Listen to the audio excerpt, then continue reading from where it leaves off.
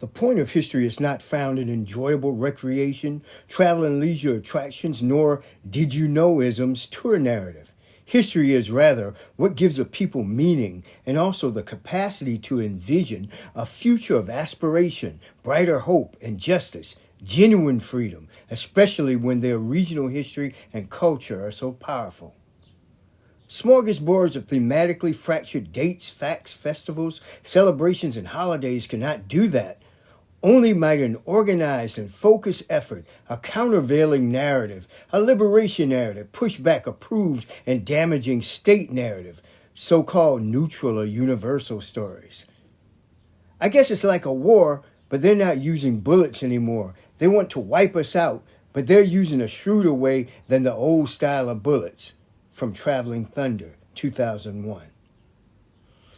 Well before the English colony at Jamestown, 1619, another colonial expedition to seize people and land met with a disastrous end.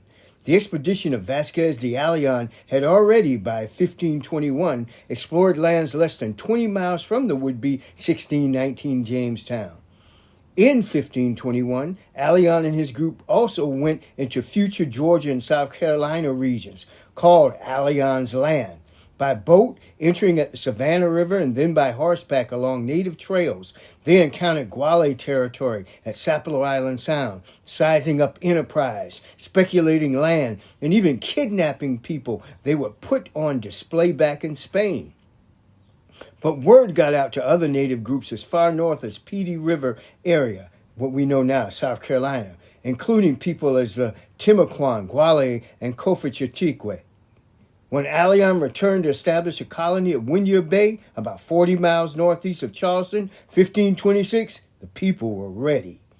That colony, just like that of Jamestown, was primed to have the labor of both indentured and enslaved people as its enterprise engine.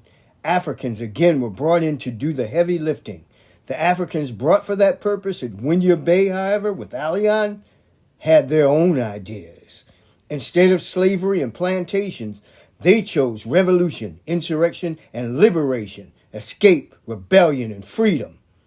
They, joining with already infuriated native people, hoisted an insurrection.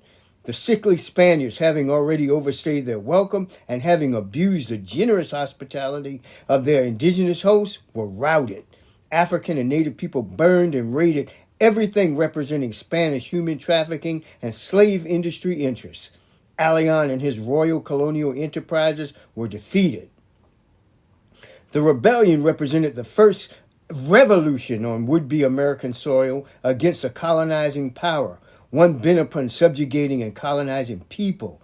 Those people, however, claimed their own sovereignty, independence, and emancipation from an overarching colonial authority.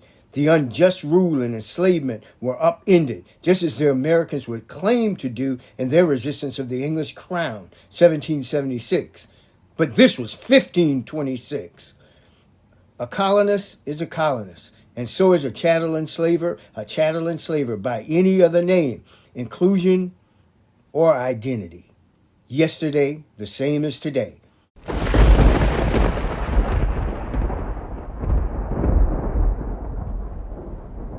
But a warrior, too, is a warrior for genuine truth, liberty, and justice. Just as Traveling Thunder said, they're using a shrewder way than the old style of bullets. Today, knowledge, omission, misrepresentation, censorship, culture operatives, cancel, and commercialization are the new bullets. But to know ourselves, restore ourselves as people of entitled human rights, of liberty, freedom, and justice, it's 1526, not 1619, not 1776, and certainly not Juneteenth. Spread the word and the power. Cimarron fire. The struggle continues, reclaiming our indigenous power. Which way, Savannah?